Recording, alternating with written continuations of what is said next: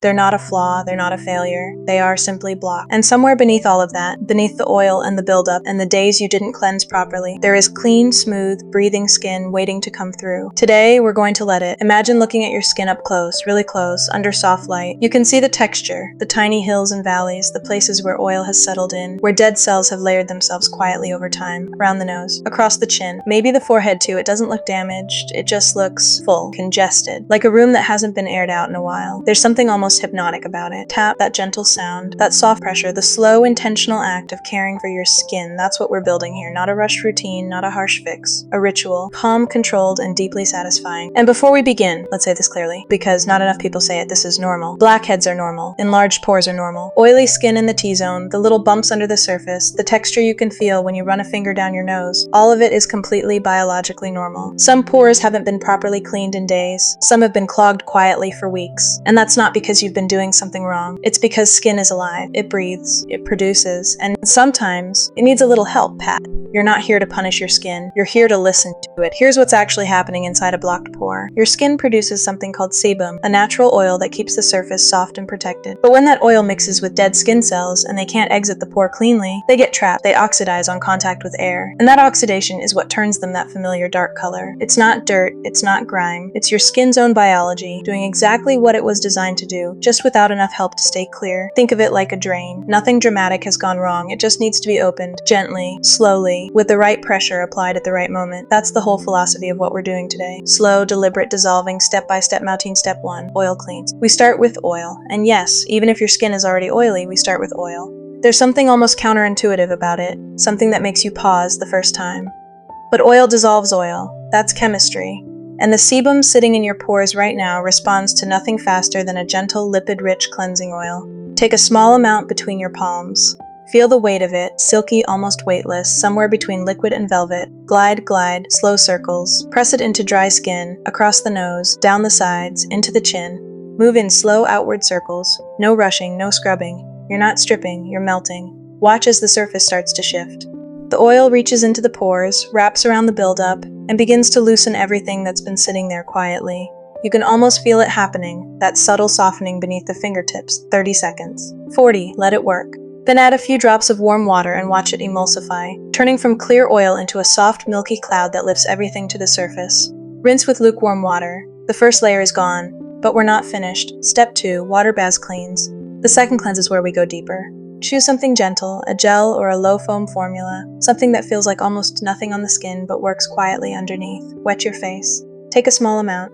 Work it into a light lather between your fingertips and then press it in. Pat, not circular scrubbing, not of strokes, just soft rhythmic pressing along the nose, across the forehead, around the jawline. Let the formula do the work while your hands stay calm. This step is removing the residue, the oil left behind.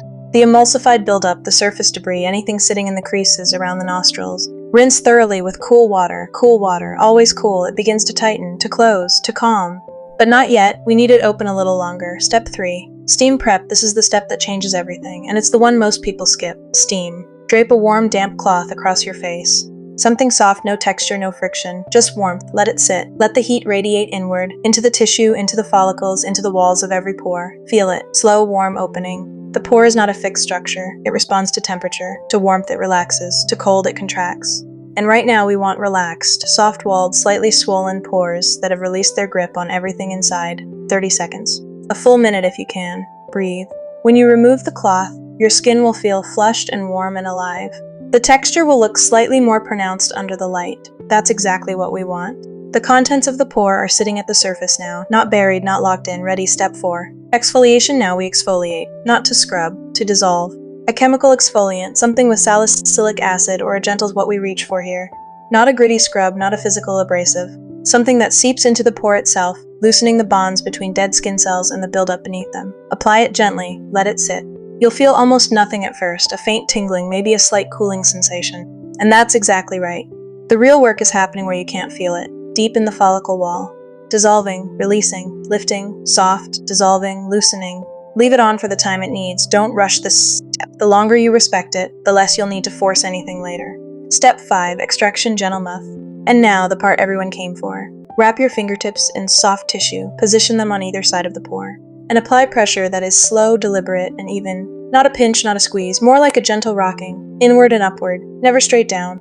Press slowly, gently, when the skin has been properly prepared, steamed, cleansed, exfoliated. What comes out of the pore should feel almost effortless.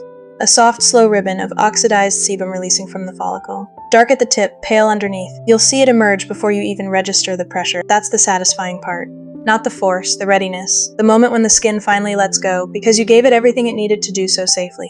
Work slowly across the nose, the chin, any congested zone. Never return to the same pore twice. Never force what isn't ready. Slow, clear, releasing. Step 6, clay mask. The pores are open now. The buildup has been cleared. And this is the moment when the skin is at its most receptive, which means this is also the moment when it needs the most support. Apply a clay mask, thin, even layer. You'll feel it start to work almost immediately. A soft drawing sensation. A gentle tightening as it begins to absorb the remaining excess oil from the surface and the walls of the follicle. Cooling, contracting, clarifying. Leave it on until it reaches that point of tension, not cracking, not fully dry, but set. That's the sweet spot. Rinse with cool water, pat dry. What you'll notice first is the tone, more even, somehow, more settled, like the skin has been reorganized. Step 7, serum, now we feed it. A hydrating serum. Something water-light, clear, almost invisible, the kind of texture that absorbs before you've finished pressing it in. One that delivers moisture directly into the cells that were just cleared of everything sitting on top of them. Press it in with your palms. Both hands flat against the skin. Gentle warmth from your hands helps it absorb. This is not optional. This is what prevents the skin from overproducing oil to compensate for what you just removed. You cleared it, now you have to tell it.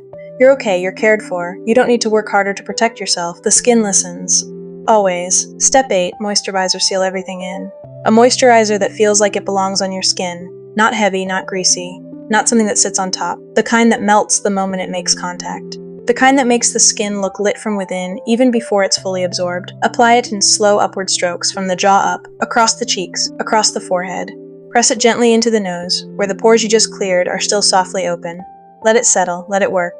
Smooth, balanced, whole. Step 9, optional. The skin around the eyes is its own ecosystem, thinner, more delicate, with almost no oil glands of its own. It doesn't need what the rest of the face needs, it needs something lighter. Something designed specifically for that tissue. A single drop under each eye.